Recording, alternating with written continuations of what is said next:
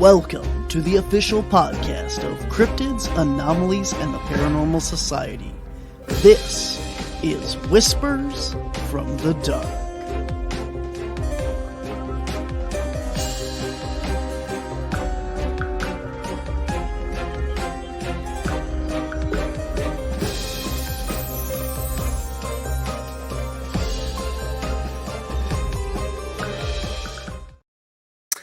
Hello and welcome to this week's episode of Whispers from the Dark. I am your host, Barnaby, and we have a great show today. My guest is an author and a researcher, and we will get to him in just a minute here. Up first, guys, the first season of On the Trail of Undiscovered Beasts, our Paraflix series, is now fully aired. So the whole first season is up on Paraflix. Paraflix is a paranormal streaming platform. The first season of On the Trail of Undiscovered Beasts is all about Bigfoot in Wisconsin, and season 2 will be coming out later this year. And if you guys want to check that out, you can use promo codes CAPS10 and get 10% off your first 3 months of streaming.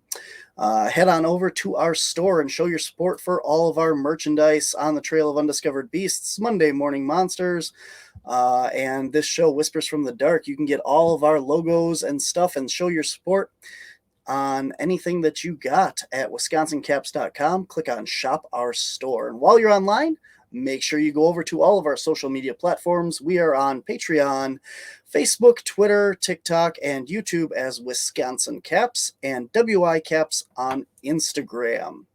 And you can find Cryptids, Anomalies, and the Paranormal Society, as well as Whispers from the Dark and Monday Morning Monsters, each have their own pages there. So we have also going to be coming up here this weekend. We are going to be at the Frogman Festival in Mason, Ohio. That's right. This is the inaugural Frogman Festival, and you guys can come check that out later on this later on in March. We will be down in Pickens, South Carolina, and then we will be at the Ohio Bigfoot Conference in May, and back in Rhinelander, Wisconsin for the Hodag Heritage Festival in May. And in June, we head to Canton, Ohio for Monster Fest. That's put on by Small Town Monsters. And then June 9th and 10th, we'll be in Marinette, Menominee, Michigan at the Bigfoot and Paranormal Convention sponsored by Paraflix and the American Ghost Walk Tours. You can get your tickets on our website, wisconsincaps.com, for that. And then we head to MI Paracon. And in September, we're back in South Carolina, and we are back in Wisconsin in September. And we're going to have a lot more events as well coming up, but that's all we're going to be at for now. So, all right, guys, if you're going to check out any of those events, if you missed them, head over to wisconsincaps.com and click on our public events page, and you can see all that and more up-to-date information. All right, guys, our guest this week is an author of 2 books on Bigfoot, and I would like to bring him on now. Please welcome Levi Machovec. Levi, how you doing? I'm doing well, Barnaby. Thanks for having me. Oh, the pleasure is mine, man. Thanks for being on. So you have 2 books. I got them right here. So this was your first book, A Quest for the Truth, and then your new book is the Sasquatch Paradox. Why don't you tell us a little bit about them and how you got into this? Well, I've always kind of been into Bigfoot because I heard sightings kind of near where I grew up. But then once I was in college, I just kind of got into the literature. And the more I read into it, the more I just became real interested in the subject. And it just kind of went from there. Like watching all like documentaries and stuff was great when I was growing up. But it just wasn't the same as like once you actually like read a book and like read about the anatomy that exists and like footprint casts, like that just hits you in a different way. And I just got hooked from there. Mm-hmm. Absolutely. I always like to tell people like Bigfooting is like a tree, right? So you have the leaves of the tree are the Finding Bigfoot and the TV shows and all that, that people kind of know a little bit about Bigfoot. You know, the Patterson Gimlin film is up there and everything, and people just kind of have this rough idea. And then you have the people that dig a little deeper down to the trunk of the tree, and those are the ones that, like, you know, have read the books and have, you know, followed a little bit deeper into these topics and know a little bit more. But there's so much more in the roots of this tree that, unless you really delve into the topic, that people don't understand about. You know, you'd be surprised how many times at conventions I get asked, you know, there's more than one Bigfoot. Like, I thought there was just one, and it drives me nuts, man. Or I think what amazes me the most is when people realize like you're serious about the subject, Mhm, and they'll come up to you and be like, "Hey, like don't tell anybody, but I had this encounter one time. This really weird thing happened to me." And you look and it's like on like the BFRO website, there's like hardly any reports from these areas. Sometimes there's like none, but mhm, then you'll have like 4 or 5 or 6 people come up to you and they'll tell you these stories, and it's mhm, they're like almost embarrassed, like, hey, like don't tell anyone I said this. Like, I'm only mhm, telling you because I know you're into this. But mhm, I mean, it's like you said, that kind of stuff is what lies in the roots of mhm, this. And that's where I think whenever I'm doubting the existence of Bigfoot, I look back at that and be like, man, that would be really hard stuff to like all of that to be fake. Like, it's just mhm, the evidence that exists. It is pretty amazing how well it fits together. mhm. Definitely. Well, let's talk a little bit about that. That's a tongue twister. Let's talk a little bit about that. Um, you you have these awesome books here. I didn't get a chance to read your first book, but I did get a chance to get through the second one here, the Sasquatch Paradox. And this is out by Hanger One Publishing, Doug Hychek's promotion as well. So that's really cool. He's an awesome guy. I've got to meet him. Yeah, Um, lucky to meet him. Great dude. awesome, absolutely. So tell us, like, so your book here is, you know, the scientific defiance to the recognition of relic hominoids. Sorry, can So you explain that? basically, we're taught in schools and like we're told by the media that like the scientific institutions, this near perfect institution where you have open-minded scientists who fight really hard to get to the truth and subjects, but in reality, like it's much different because scientists are in fact very human, and they're possessed by the same emotional biases that we have that interfere with our ability to see clearly. And because they get kind of, I hate to put it this way, but they get kind of drunk on their own intelligence or on their own intellect. Mhm, So they don't actually, not always, like this isn't true for all subjects, but it is true for some subjects, including this one, where they don't actually look at it with a critical eye. They just listen to the narrative. They say, oh, the narrative says Bigfoot can't be real, therefore it must not be real, without actually looking into any of the evidence. And they use the narrative as a justification as to why they don't look into the narrative, why they don't look into the subject. mhm. Absolutely. It seems to be like this huge taboo around Bigfoot. And, you know, that this thing is just this mythological creature that supposedly roams the woods, like the Easter bunny or something. And people are so afraid to talk about it in a serious light. You know, we've seen this in the past with, like, the UFO community or the UAPs, that this subject is so taboo that, you know, these things can't be real. But if you look, you know, I'm sure you've watched the news recently and stuff with all of the UFOs that have been shot down and all this, and now people are taking this deeper look into the UFO phenomenon and, you know, the Pentagon reports and all that stuff. Do you think that the same thing kind of needs to happen with Bigfoot? Um, I don't know because UFOs, it's just a different field entirely because Mm-hmm, there's so many different things that are flying around the skies.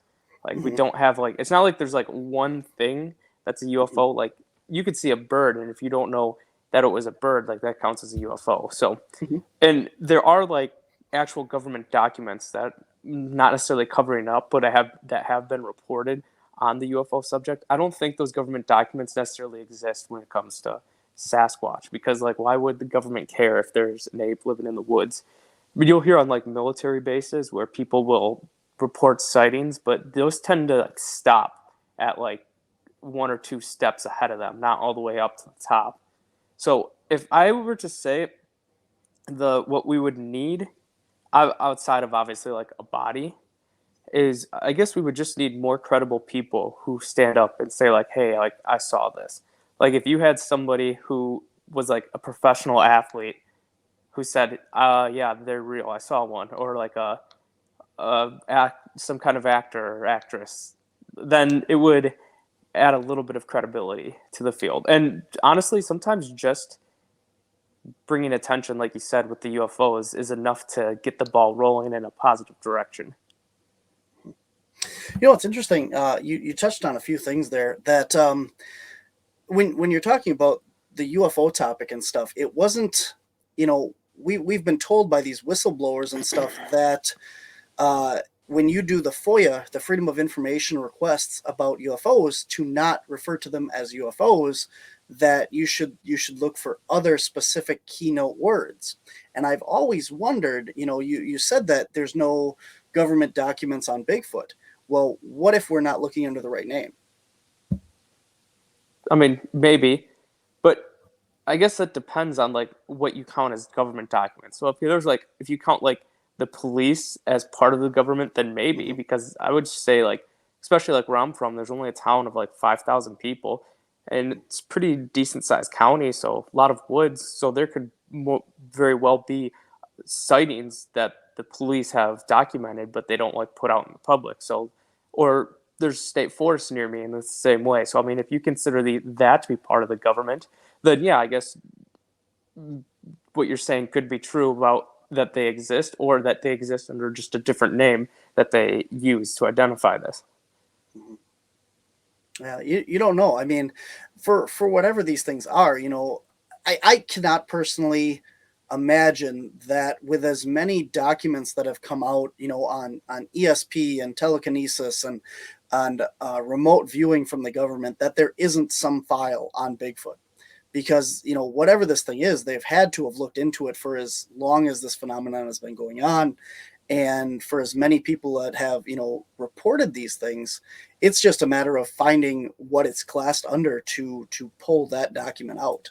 You know, we do have the one document from the government that was the hair samples. I can't remember offhand the guy that... The FBI, I think that was Peter Byrne. Yes. And he submitted the samples for the testing. We do have that document. Yep. But that's the only government FOIA information that I've seen on the topic. So I am personally pessimistic about the government and their ability to keep secrets of like this magnitude isn't very.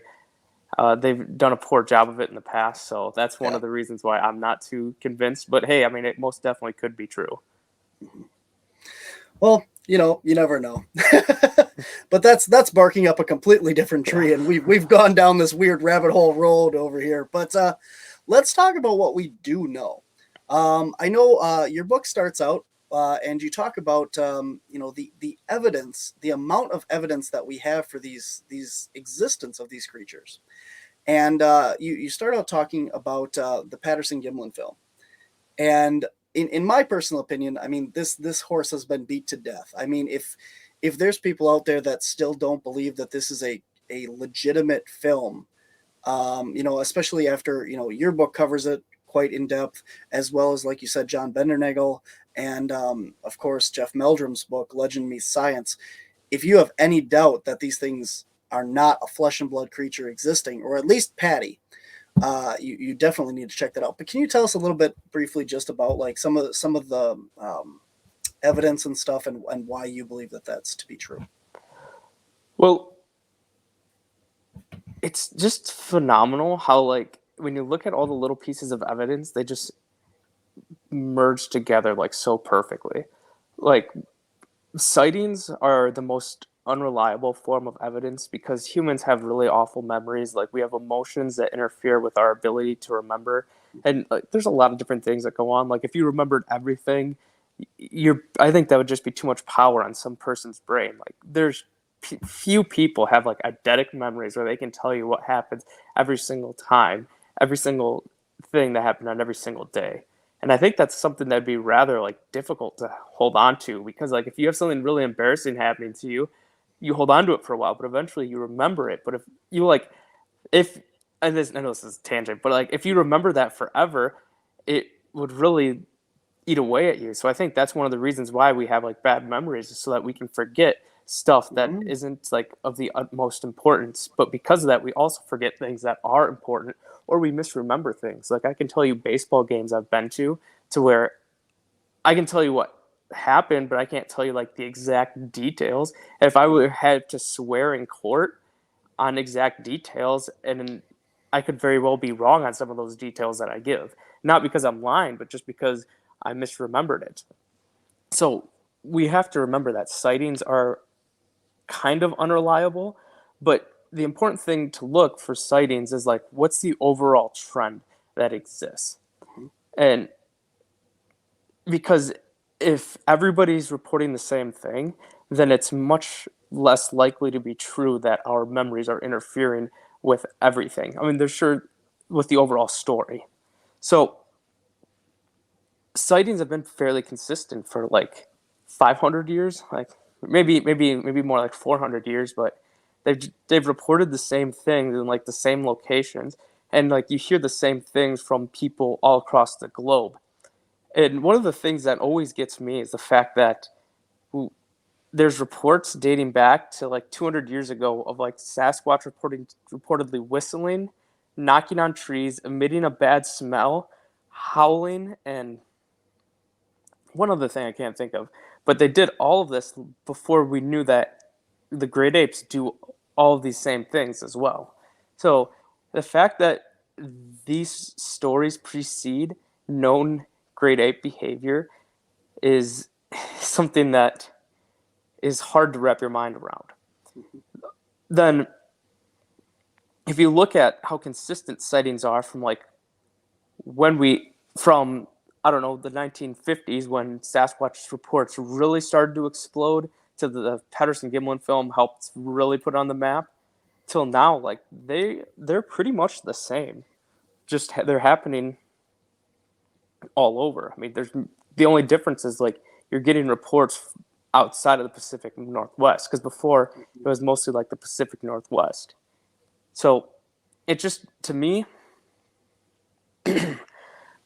just based on the sightings alone and all the small variations that you would expect to see in a population that exists, like the differences in fur color or the differences in behavior, is one of the things that brings me back to like them being real.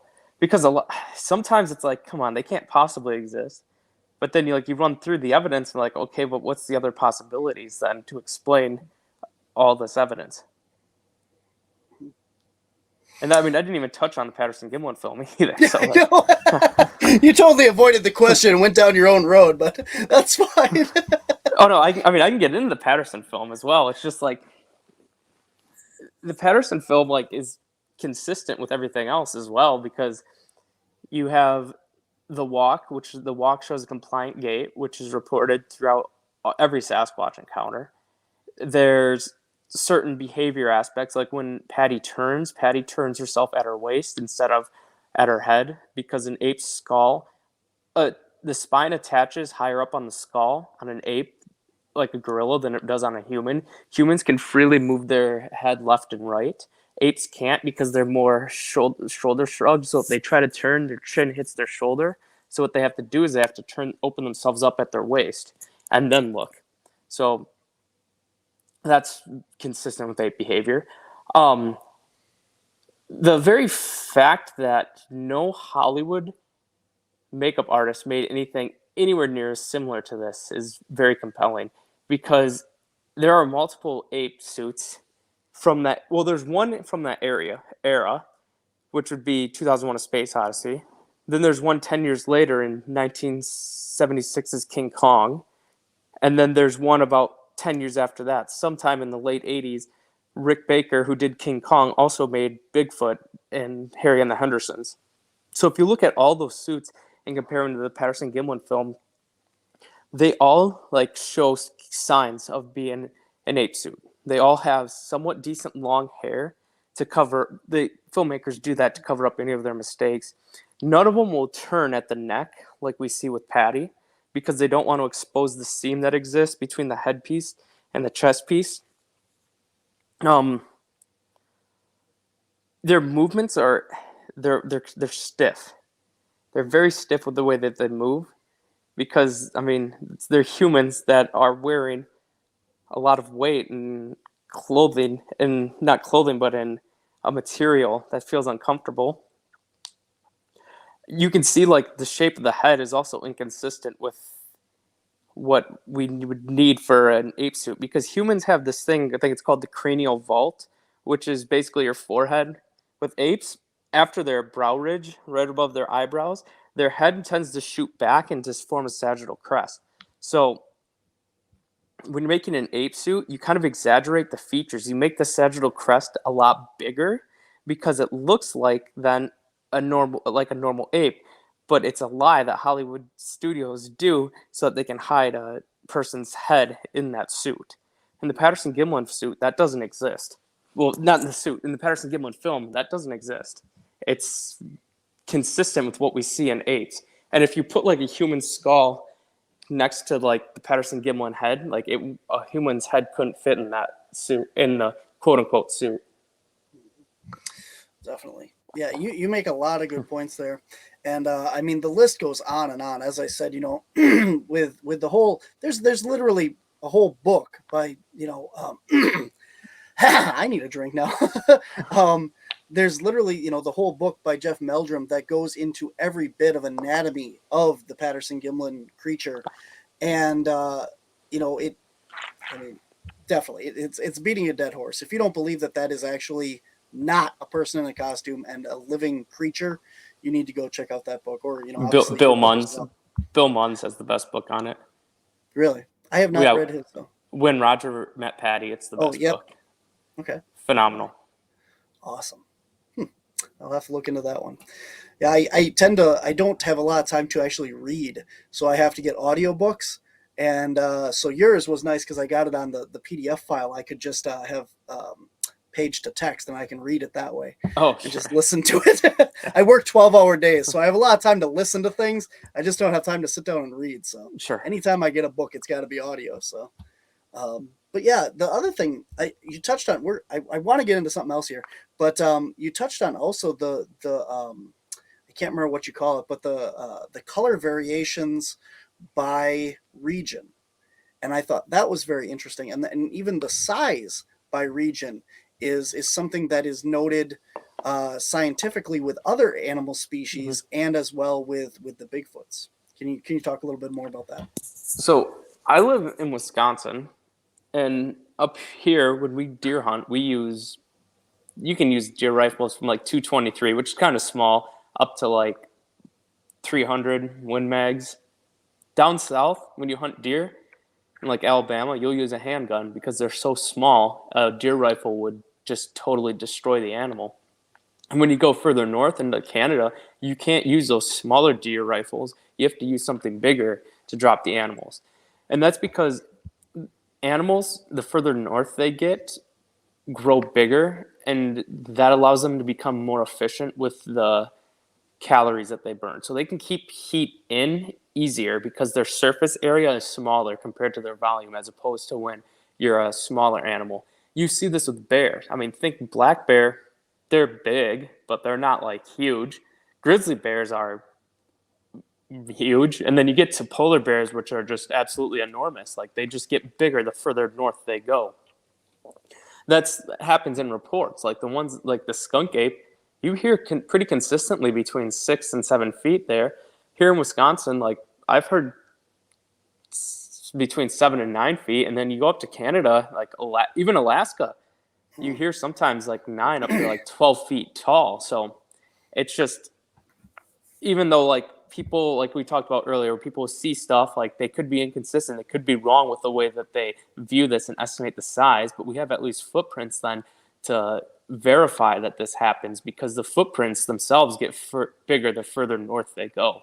And if to think of how that would happen by chance, Imagine if like you just mark off on North America like 10 different slots that are horizontal. So it's like the further north you get into new slots. And each slot, everybody's rolling a dice from like 1 to 10. And like somehow everybody averages out to where it gets bigger the further north you get.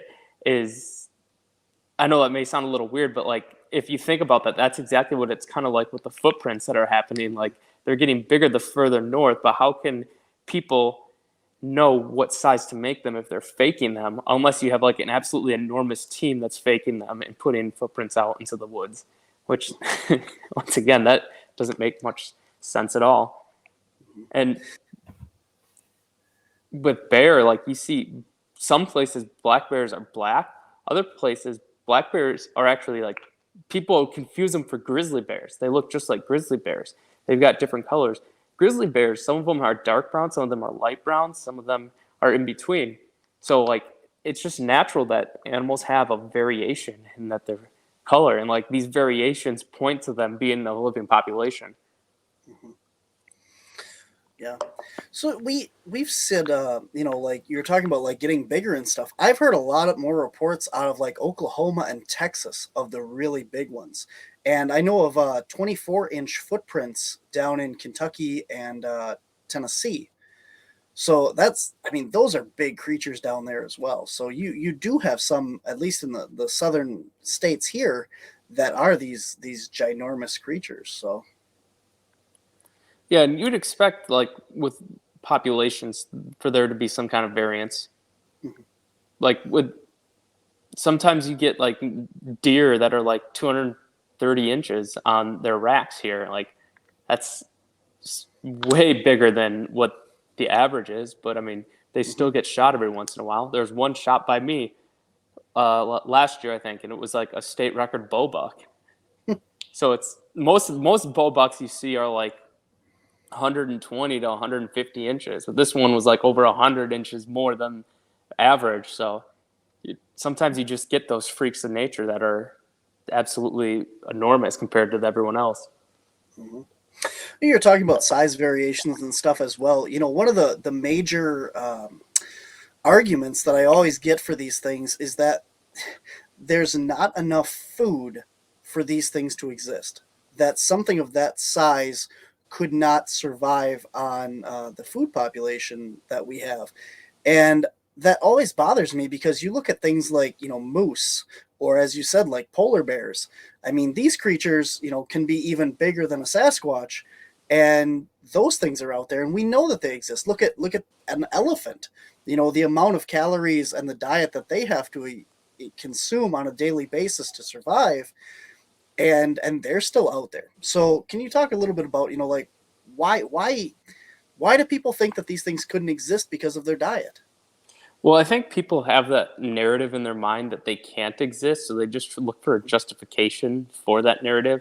Oh, well, because of the food, but they don't actually think about that.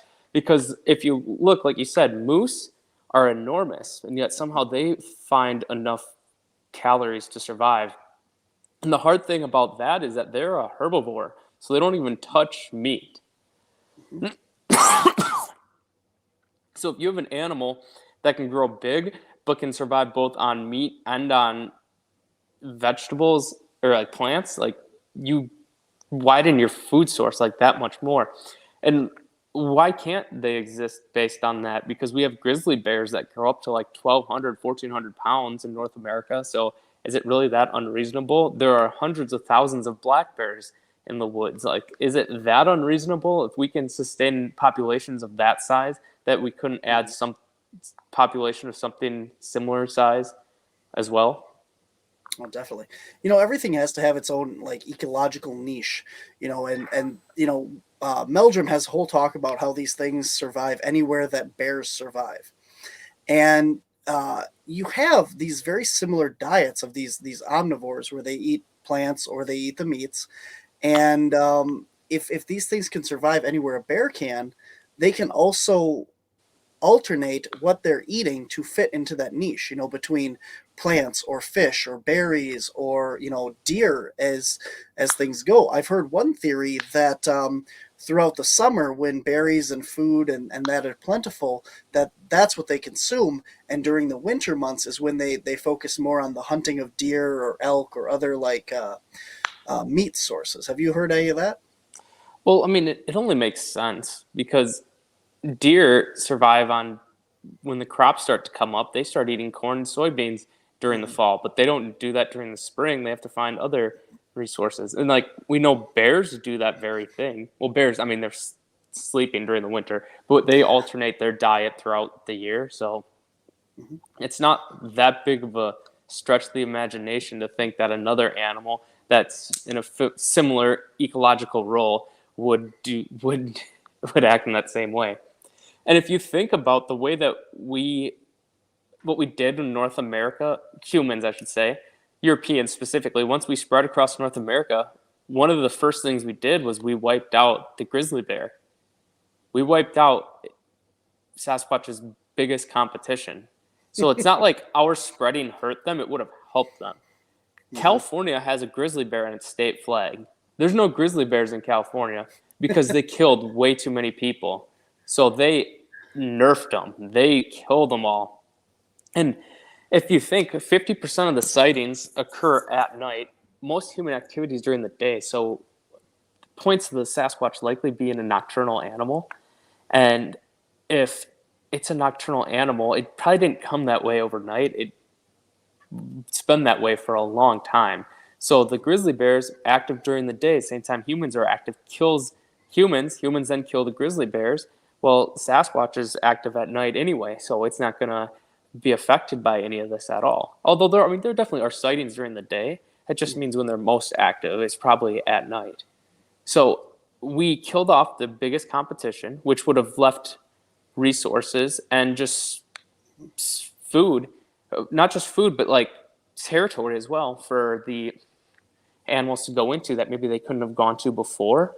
And we also clear cutted a lot of the trees in the forest that existed. So that would have congregated a lot of the deer, a lot of like the herd species into the smaller area of forest. So like we would have helped anything out like this that exists.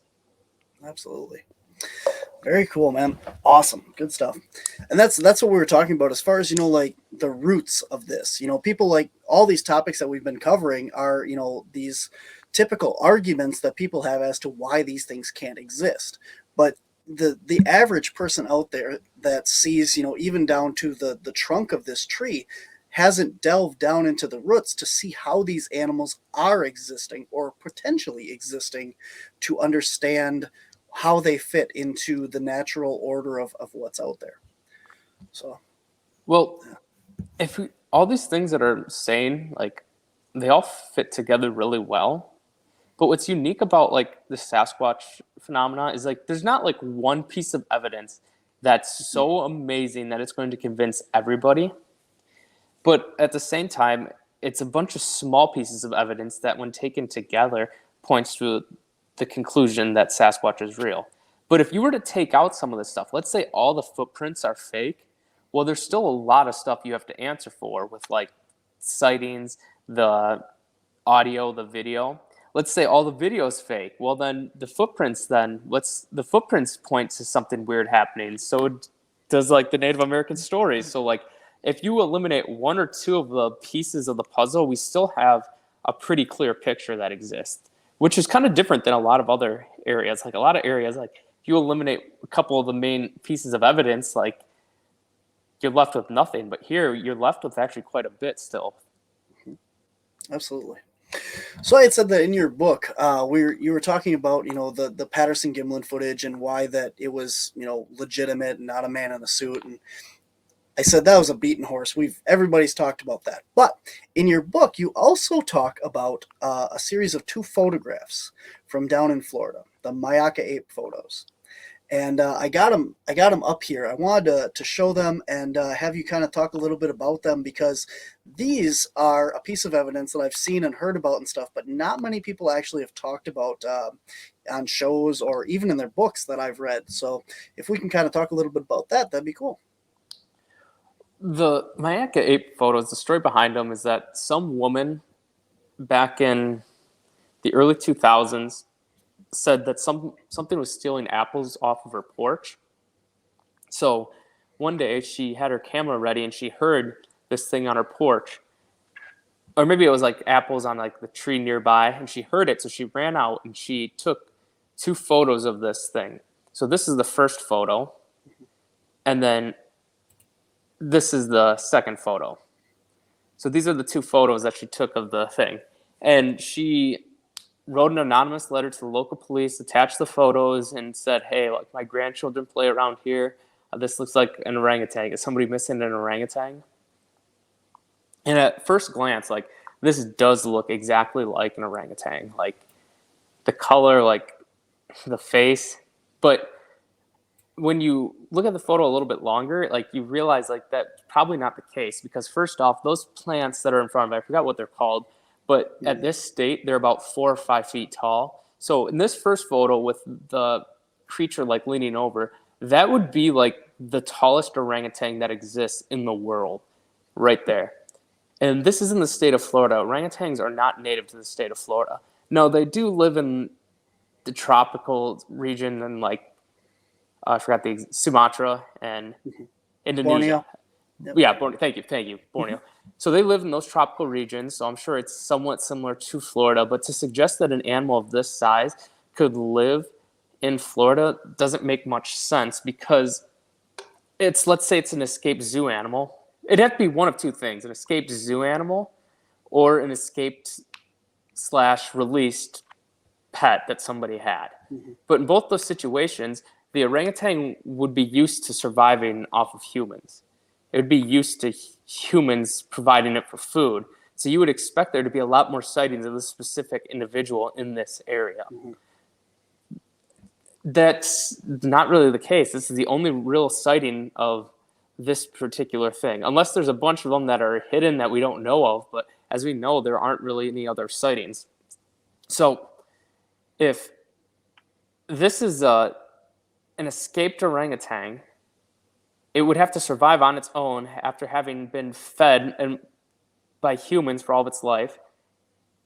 And then to expect that it would reach a size that's greater than orangutans that exist in natural habitats is really unusual, because orangutans grow to about 4 or 5 feet high.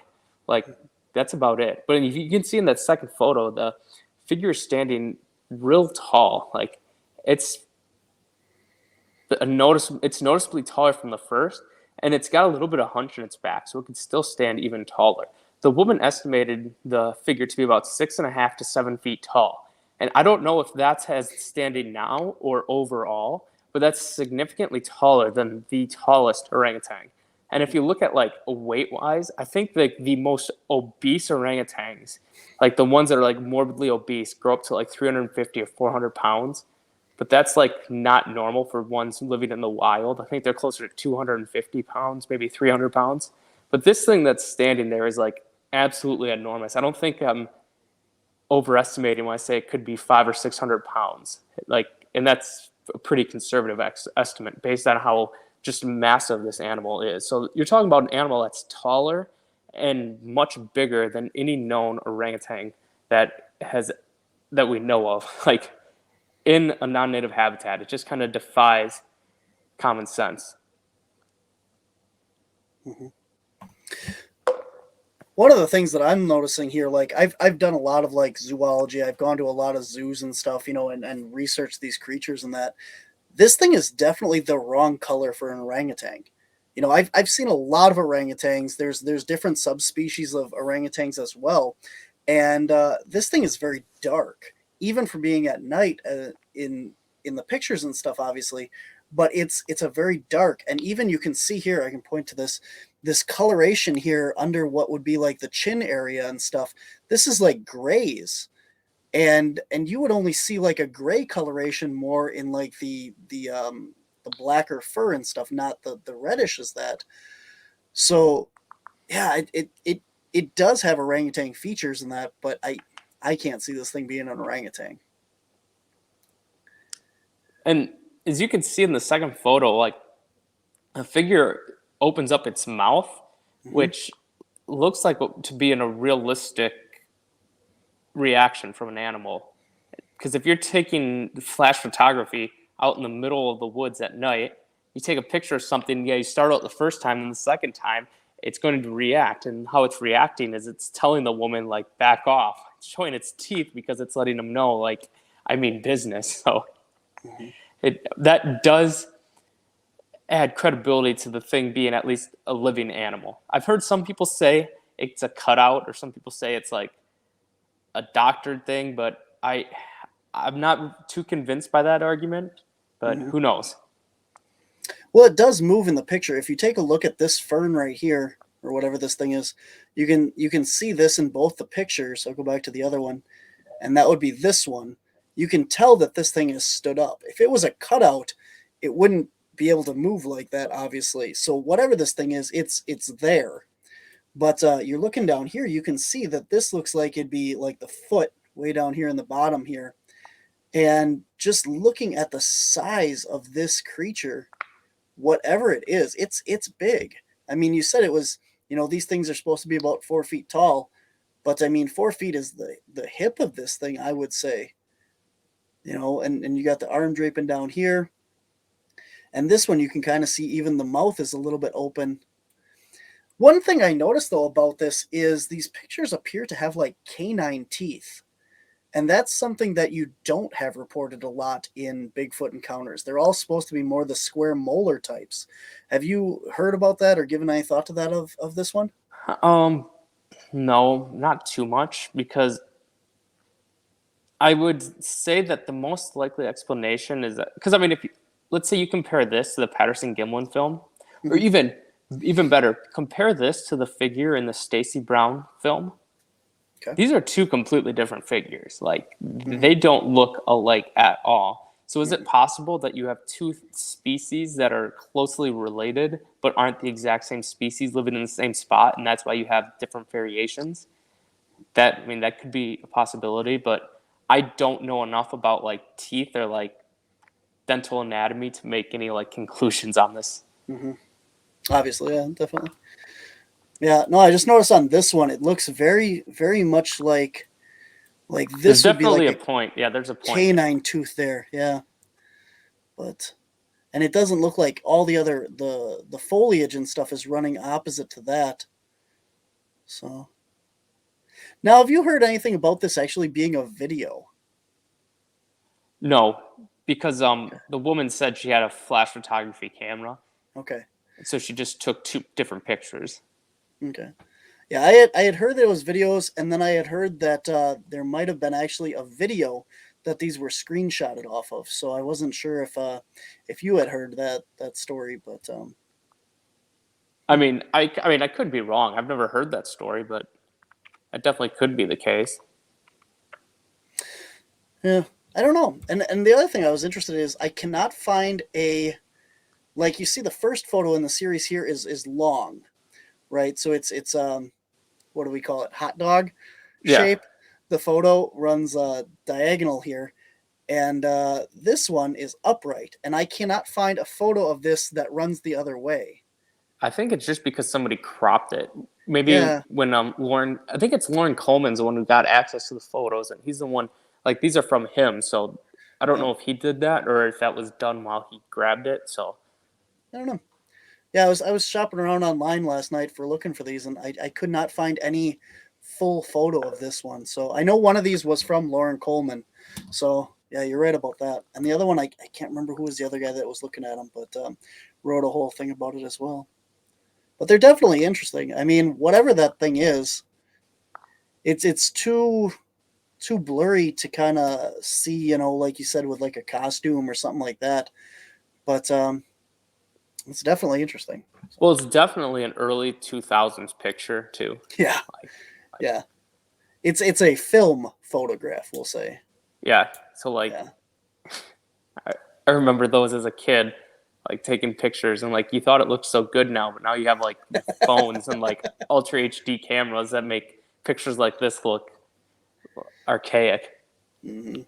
You go back and watch a lot of the old movies and stuff like that. I don't know, like a lot of the 80s films and stuff that you thought were so good, and now you watch them back and they're just so grainy, and I don't know, just the comparison of the quality and stuff Mm-hmm. from then and today. But the old footage and stuff like that with the film is actually better than the digital, because film you can go in and get a much more deeper zoom into a lot of those footage. Obviously, like even the Patterson Gimlin film, the reels of footage from that, you can enhance a lot more than you can with digital, because digital records at a certain pixel ratio, whereas the film footage is actually a printed copy of what it saw and imprinted on that negative, so it can be enhanced a lot more than your digital stuff can these days. So Well, to run with that, one of the complaints against the Patterson Gimlin film is that it's grainy,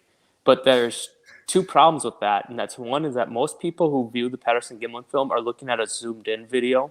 They aren't mhm, looking at the actual one, it's zoomed in. So when you zoom in, you're going to lose some quality. It's not going to look as good as when you view it from back. And second is that it's not the original copy. Most people view like a second or third generation copy. And mhm. so they would copy their film, and when artifacts get added and blurriness gets added. So the original is not that blurry. It just looks that way because of the generation that you're viewing. I mean, I think it's Isaac Tien is working on an Ultra HD or a 4K restoration of the Patterson Gimlin film, and like it looks beautiful and like what parts you can see. So Wow. That's definitely a good point as well. Like we were talking about with the roots and stuff. People just, well, this is a really crappy picture.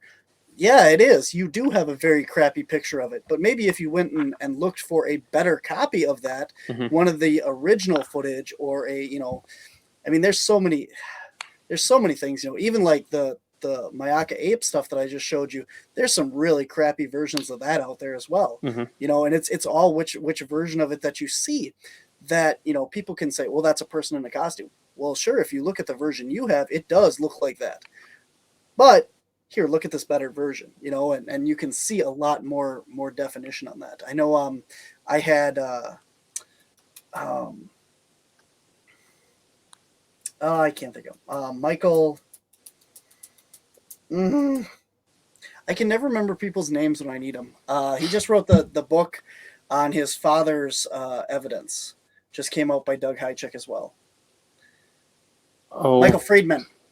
I just had him on the show, and his footage, his dad's footage, um, that you can look at two different versions of that, and you can see a lot more detail as he's talking about in the book.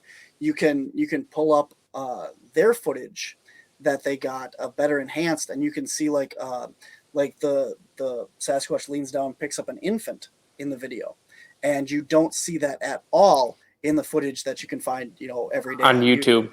Yeah, that one on YouTube, it doesn't look anything special. I've had friends who've told me it's a great video. It's like, I don't see anything, but that's a good point. Like, if I'm watching the wrong version, then I'm not going to see anything.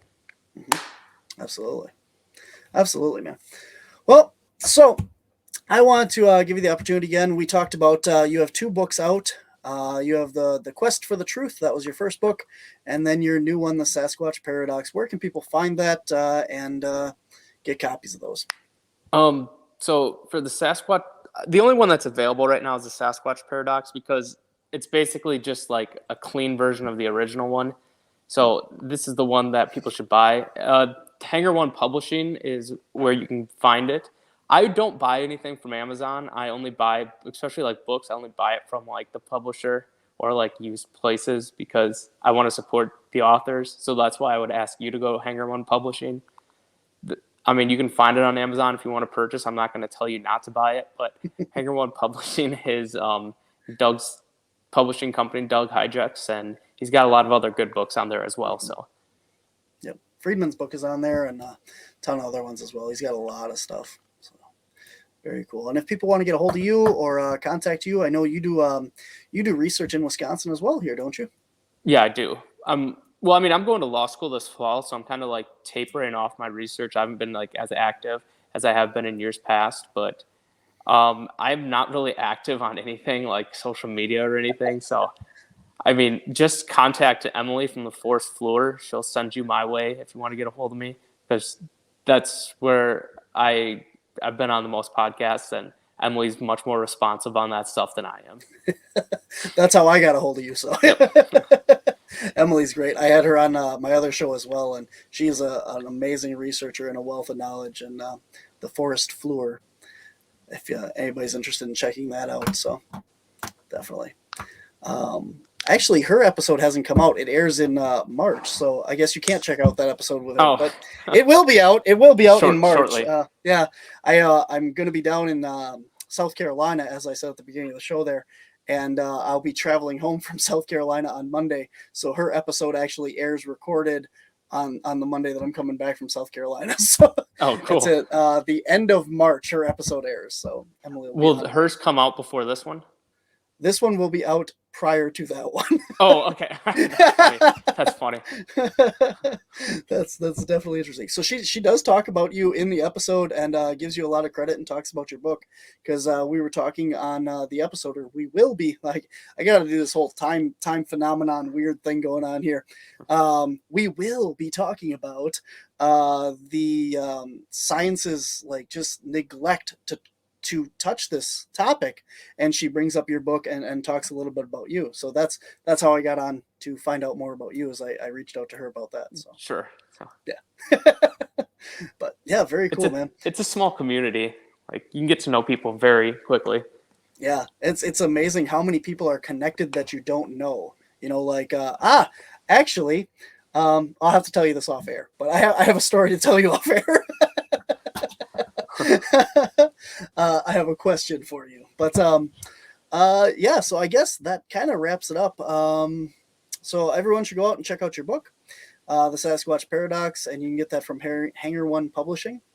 And it's a very, very well written book, very good. A lot of very thought out arguments as to explaining, why these things are legitimate and why you should, take a closer look at it, and encouraging people to go do that. So awesome, man. Well, I appreciate your time. I'm going to wrap this up, and if you can hang around after the show, I will tell you my little story here. Sounds good. All right, guys. Thanks for watching this week's episode of Whispers from the Dark. We'll be back next week with more. So until next time, we'll see you out there. Thanks for listening to this week's episode of Whispers from the Dark. To find out more about cryptids, anomalies, and the Paranormal Society, visit us at our website at wisconsincaps.com. That's wisconsincaps.com. There you can find links to all of our social media: Facebook, YouTube, Twitter, Instagram, TikTok, and our Patreon. You will see links to our online store as well, where you can get t-shirts, DVDs, and more. If you click on the public events page, you can find out where you can meet us in person and all the public events we have coming up. If you enjoy our podcast or our YouTube shows, please consider becoming a Patreon at patreon.com/WisconsinCaps. There you can find behind-the-scenes pictures and videos from all of our media, as well as bonus footage and evidence that we have collected. If you have encountered something you can't explain, we want to hear from you. Visit our website and click on Submit a Report on our main screen. You can choose to leave your contact information or simply remain anonymous. You can also reach us via email at wisconsincaps@gmail.com. If you would like to be a guest on our show, please contact us on our Whispers from the Dark podcast page on Facebook, or send us an email at wisconsincaps.com. Remember to like, share, and subscribe wherever you listen or watch or find us.